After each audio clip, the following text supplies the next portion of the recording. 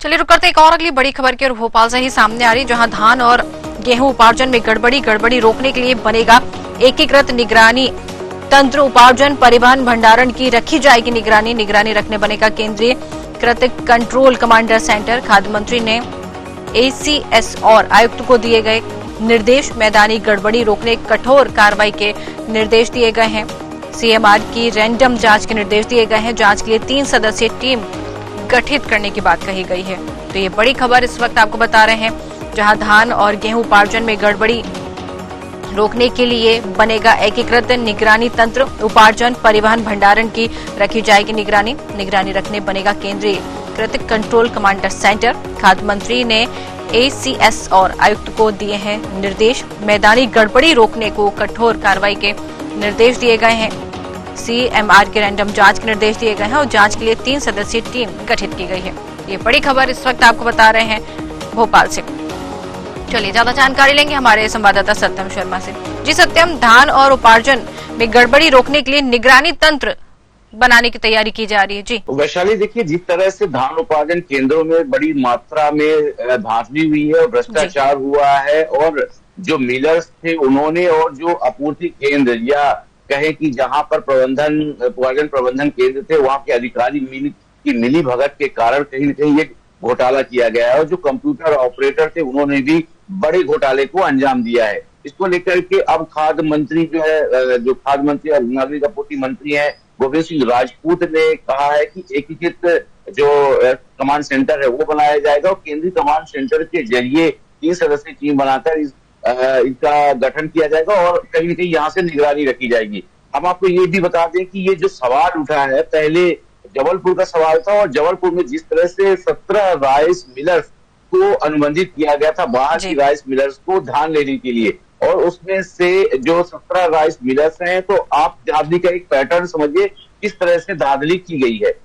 इसमें वास्तविकता में होता है कि जो राइस मिलर्स होते हैं वो धान उपार्जन केंद्रों से धान अपने ट्रक में ले जाते हैं और धान को जब क्लीन करके लाया जाता है तो उससे चावल निकाल के वापस दिया जाता है। लेकिन इस दौरान जो किया गया, जो 17 राइस मिलर्स थे और इससे पहले 22 अधिकारियों पर एफआईआर दर्ज हुई थी, कल देखिए 55 अधिकारियों पर दर्ज हुई। ये जबलपुर की पूरी घटना का जिक्र हो रहा है, क्योंकि विधानसभा सत्र में जो बिश्नोई है विधायक है बीजेपी के, उन्होंने सवाल खड़ा किया था कि राइस मिलर्स धांधली कर रहे हैं और नगर आपूर्ति नगर निगम के जो अधिकारी हैं वो मिलकर के, और जो प्रबंधन जो खरीदी केंद्र के प्रभारी हैं वो सब मिलकर के इसमें पूरा भ्रष्टाचार का खेल खेल रहे हैं। और भ्रष्टाचार हुआ ऐसा है कि 17 बाहरी राइस मिलर्स जो होते हैं उनसे अनुबंध किया गया था, उनको धान देना था, लेकिन उन्होंने क्या किया, 615 ट्रक जाने थे, एक टोल नाके से गुजरने थे, तो मात्र 15 ट्रक ही टोल नाके से गुजरे। बाकी ट्रकों का दिखाया ही नहीं गया कि ट्रक ये गए कहाँ। उसमें से दिखाया गया कि टेम्पो, बस और इनके जरिए धान लाई गई है, जो कि बिल्कुल ही संभव नहीं है कि आप किसी के जरिए बस या टेम्पो के जरिए उतनी मात्रा में धान ले जा सके। और देखा गया जिस तरह से ये लेकर गए हैं और इसको बाहरी जगहों पे बेच दिया गया, और बाहरी जगहों पे बेचने के बाद सिर्फ कंप्यूटर में दिखाया गया है कि हमने धान मिलर्स को दे दिया, जबकि वास्तविकता में वो धान मिलर्स के पास नहीं, राइस मिलर्स जो होते हैं राइस मिलर्स के पास धान पहुंची ही नहीं, यानी कि वो राइस मिलर्सों ने ही नहीं लिया है। तो 17 राइस मिलर्स ने धांधली करते हुए 55 जो अधिकारी थे उनके साथ आखिरी 60 गांठ के उन्होंने ये पूरा भ्रष्टाचार किया। करीब 1,30,000 जो क्विंटल धान थी उस पर ये जो है पूरा धांधली चला और करोड़ों रुपए का सरकार को नुकसान हुआ। और जो चावल होता है वो वास्तविकता में जैसे धान जाती है राइस मिलर्स के पास और वहां पर चावल को बनाया जाए, मतलब चावल धान को अलग करके चावल को अलग किया जाता है, तो जो चावल होता है उसको लाया जाता है। तो ये कहाँ से लेकर के कैसे लेकर आ गए, सिर्फ कंप्यूटर में अंगीकृत किया गया। हालांकि जो प्रारंभिक शुरुआत हुई थी उसमें लगा थोड़ा बहुत इसमें धांधली की गई, भ्रष्टाचार किया गया होगा, लेकिन जब इस पे जांच चली तो करीब 615 ट्रकों में मात्र 15 ट्रक जो टोल नाके होते हैं वहां पर जांच की गई तो 15 मात्र ट्रक क्रॉस हुए थे। बाकी के जो 390 ट्रक रहे होंगे, 590 ट्रक थे, वो कहाँ गए। हालांकि जो इन्होंने आंकड़ा दिया कि बसों और टेम्पू और अन्य वाहनों से लाया गया, जो कि संभव नहीं है और ये मनगढ़ंत रचा गया। जिसके बाद आप देखिए अब सरकार जागी और सरकार ने कड़ी कार्रवाई के निर्देश दिए थे।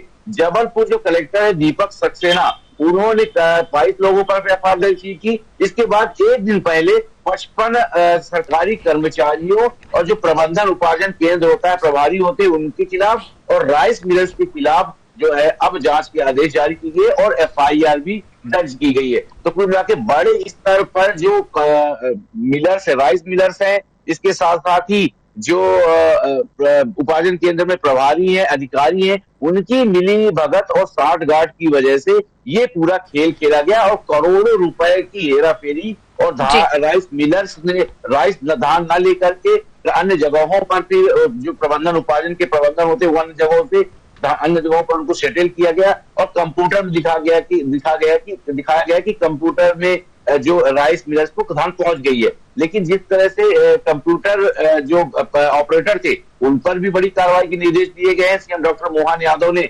विधानसभा में निर्देश दिए थे। अब खाद्य एवं नागरिक आपूर्ति मंत्री ने भी साफ तौर पर कहा है कि इन सबकी अब निगरानी रखी जाएगी। इसके लिए केंद्रीकृत जो बोर्ड जो सेंटर है, कमांड सेंटर है, वहां से सबको रखा जाएगा। इसमें अगर आपूर्ति विभाग का अधिकारी है वो भी देख सकेगा कि कितना धान कितनी धान गई या कितना उपार्जन हुआ, कैसा हुआ। इसके साथ साथ ही खाद्य विभाग का अधिकारी भी देख सकेगा। तो सभी विभागों के अधिकारियों को एक सेंटर में रखा गया और जो कि करेंगे। तो एसीएस को साफ तौर पर जो खाद्य एवं नागरिक आपूर्ति मंत्री है उन्होंने आदेश, गोविंद सिंह राजपूत, उन्होंने आदेश दिया है।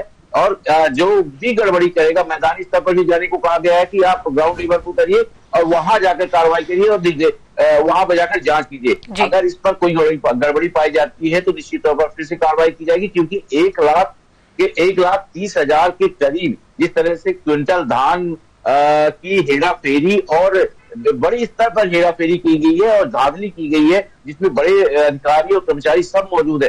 तो ऐसे में कहीं न कहीं सवाल यह निशान खड़ा हो जाता है कि आखिर इस तरह के भ्रष्टाचार में कौन कौन इन्वॉल्व है और किस तरह से इनको कौन सह दे रहा है, इसको लेकर जांच की जा रही है। मोहन यादव सरकार ने साफ तौर पर कड़े निर्देश दिए कि इन पर कार्रवाई की जाए। बिल्कुल बिल्कुल, आप बने रहिए हमारे साथ सत्यम, हम चर्चा करने के लिए आपके साथ जुड़ते हैं।